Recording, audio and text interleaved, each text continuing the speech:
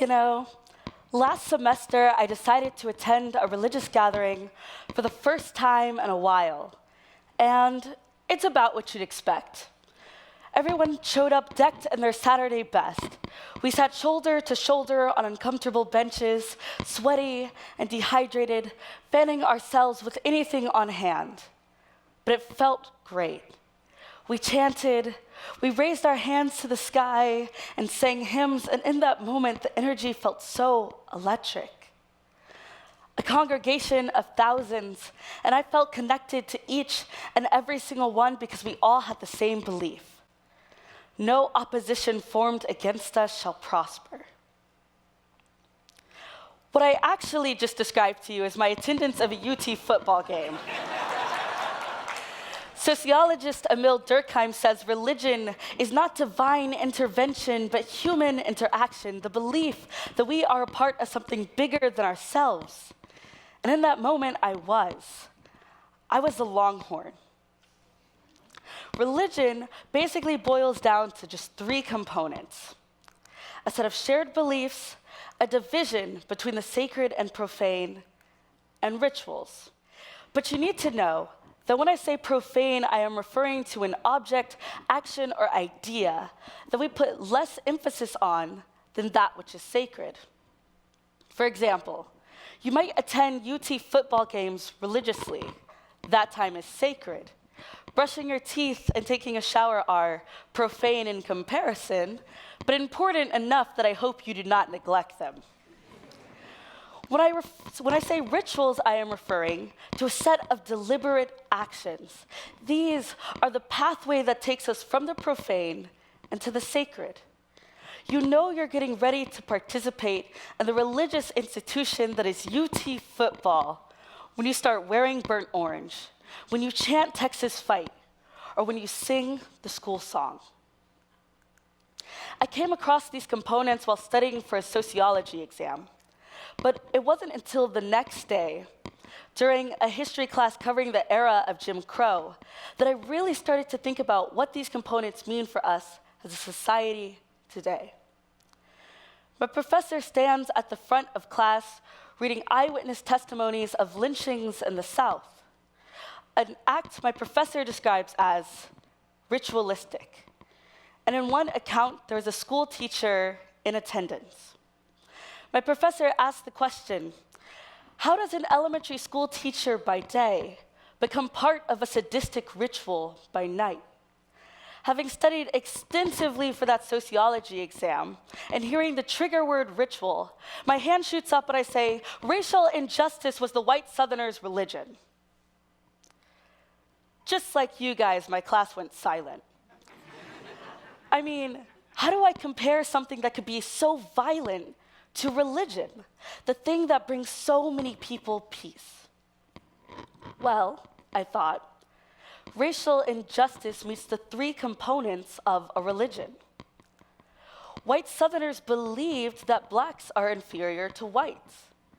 Through Jim Crow laws, they created a division between the sacred, white bodies, and the profane, non-white bodies. And their rituals, racial violence, such as lynchings.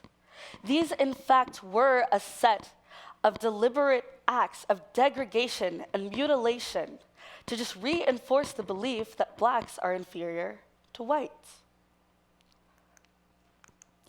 But the question, how does an elementary school teacher by day become part of a sadistic ritual by night, wasn't fully answered by racial injustice being a religion. So I thought about it some more, and I latched on to the idea of collective effervescence. Try to say that 3 times fast.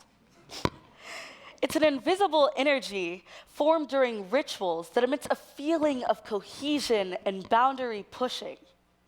Collective effervescence might look like to us, a sports fan gets so excited they rip off their shirt in excitement. A church member might feel compelled enough to scream. And under this definition, an elementary school teacher might feel compelled not only to attend a sadistic ritual, but to be a part of it. I start wondering, if collective effervescence is as powerful as it seems to be, is there a way to harness this energy to promote racial equity? This idea comes to me in part because as a Black person on this campus, I am in the minority. And I run into a lot of well-intentioned white people asking how they can be a better ally. I sound like a broken record saying, go vote, read a book, watch a documentary, and talk to others about race. But if it's not the former, that last step stops my white friends in their tracks. But they're family, or I don't want to ruin the mood, are the excuses I hear most often to avoid discussions about race. And my friends of color are the same way. They also don't want to bring down the mood, and they don't want to be a teacher to their friends. But when we do not talk to others about race, we get stuck in the cycle of miscommunications and indirect action. Go read that book, go watch that documentary, instead of just talking to one another. And so I conclude that we need something that is going to push our boundaries to talk about race. And what better way to do that than to harness collective effervescence, that feeling of boundary pushing. But in order to achieve collective effervescence, we have to start a religion. Now, some of you guys might get freaked out by that. If you're not religious, you're like, I'm not really looking right now. If you are religious, you're like, does that conflict with my current religion? I mean, are we tax exempt? No. Religion, as I said, only has 3 components: a set of shared beliefs, a division between the sacred and profane, and rituals. So I am going to present to you the new religion that I call racial equity. And I'll walk you step by step through all of these components, starting with our shared beliefs. Our shared beliefs has to counteract the one set in place by racial injustice, which says whites are superior. If we want to counteract that, the obvious answer would be to say, well, I believe all races are equal, which is true. But if I put that on a slide, you guys would look at it and say, well, I already believe that. We would wash our hands of the discussion, and we would discuss the topic of race no further, which is not what we want. We want to spur conversation about race. That is why I propose our shared belief should be diversity and equity are beneficial to our society. This wording asks us to explain to ourselves the role that diversity and equity play in our everyday lives. I mean, truly, what benefits can you think of? As a Black woman, my first thought was, well, if diversity and equity are viewed as beneficial, then I'll become an asset, and I'll achieve the same amount of opportunities that my white peers have. But if I'm making my end goal to be in the same location as my white peers, I'm acknowledging that they're already in a place of superiority, and that as a minority, that's where we should be striving to get to. That's just reinforcing the belief of racial injustice. So while this belief is headed in the right direction, it really stumped me, because that question of why is diversity and equity beneficial, I couldn't answer it until a conversation with a Black history professor. He stands in front of class regaling us with stories of speaking to predominantly white corporations and institutions about Black history and race. And they actually listen to him. So I approach him after class one day and I say, I want to do what you do. I want to talk to my white friends about race without them getting so defensive. And my professor laughed in my face. And he said, I don't talk to these people about race. I don't even bring up the words racism or white superiority unless they bring it up first. What I do is, I teach them how diversity is beneficial to them. That will make them listen. A few weeks later in class, he offers an in-class example, whether by pure coincidence or intentional, I don't know. But he calls 7 white students to the front and he says, this is Caucasian consulting. On the other side, he calls a Black man to the front, and then someone of Hispanic origin. and then a student from overseas, and a black woman. So I stand up.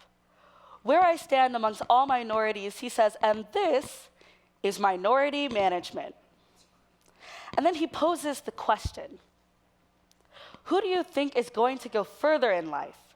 The people who are surrounded by people who think and look the same, or the people who are constantly hearing from diverse backgrounds and perspectives? A light bulb went off. I realized that through the religious institution that is racial injustice, we have been conditioned to believe that diversity is strictly appearance. But what I concluded from my professor's example is that diversity should be about the history of the people we surround ourselves with. I concluded that to counteract the emphasis that racial injustice has placed on appearance, we have to place instead our emphasis on diverse backgrounds and perspectives. So we need to make racial appearance profane and diverse backgrounds and perspectives sacred. Earlier, I showed you this definition of profane. It is an object, action, or idea that we put less emphasis on than that which remains sacred. So if we are putting less emphasis on race, there's probably, and I can't really see, but there's probably someone in the back of the house scoffing, saying, I told you I don't see color. But that's not exactly what I'm referring to here. If you're thinking that, you're making races obsolete rather than profane, and you're not making backgrounds and perspectives sacred. Someone who is practicing making backgrounds sacred is best illustrated through the hiring process. An employer might want to bring diversity to their team. So they go into interviews with the thought, I want to hire X number of people of color. And that is what's on the forefront of their mind because of racial injustice. But if they are practicing the religion of racial equity, they should be going into interviews with, I want the person who will challenge my team, the person who has a background and a perspective that is different than my own. If you're a company trying to target a specific audience, wouldn't you want members of that audience to be part of your team? In the same vein, if you want to be a better ally, or if you want to learn about the world around us, you have to surround yourself with people of different backgrounds and perspectives. What we need to do instead is figure out how this person fits into our circle without seeing them for just what's in front of us. And the way to do that is through rituals, our last step of religion. So how do we go from seeing just racial appearance to seeing someone's background and perspective? Our ritual should be conversing with context. There's a quote that goes, neither the life of an individual nor the history of a society can be understood without understanding both, by C. Wright Mills. What that means is, we cannot begin to understand the person sitting in front of us if we do not know their history and the history before them. So we must converse with context. And there's a framework for this that I'm going to show you guys here today, and it's really simple. You introduce a historical event. You explain how a parent or someone closest to you reacted to the event. And you explain how that affects where you are today. And it doesn't necessarily have to be in that order. I'll give you an example. My name is Maddie Petaway. I'm here because I like to speak about Black history. I like to speak about Black history because it reminds me of museum trips with my grandma. She used to forget her glasses in the car, and I'd be tasked with reading aloud historical plaques about segregation, slavery, and Jim Crow, often around other white museum members. And maybe it was innocent forgetfulness, or the fact that my grandmother lived through the era of Jim Crow. She was about my age when she was in the Women's Army Corps stationed in Alabama, and she recounts marching through the streets as white faces chanted the N-word. And to this day, whenever I read a Black history book or learn something new about our history, I call her up, and she still says, "It's important that you're learning about that. Do you know what they used to do to people like us when we wanted to read?" Conversations like these can be awkward, especially with strangers, and I understand that. You might be thinking, that's unreasonable, and that's fair. It's not the best way to introduce yourself at parties. It can be kind of awkward. But how many times in a year do you find yourself introducing yourself in a situation where you want your individuality to be recognized? And if you can't think of an example, I'll tell you. Job interviews. By a show of hands, how many of you have gone into a job interview and have heard the question, "Can you tell me a little bit about yourself?" Or, "What's your greatest weakness and how did you overcome it?" Job interviewers, please stop asking this question. Because you're not learning if someone is really challenging your team or if they're a good asset. You're learning how good they are at Google and their ability to recite information back to you. I suggest you implement conversing with context. Now, I need your help to implement these components of our new religion of racial equity. And if you're already part of a religion, or you haven't been a part of one in some time, I get it. You have questions. I want you to walk away today knowing that as I sat down to write this, I questioned everything as well.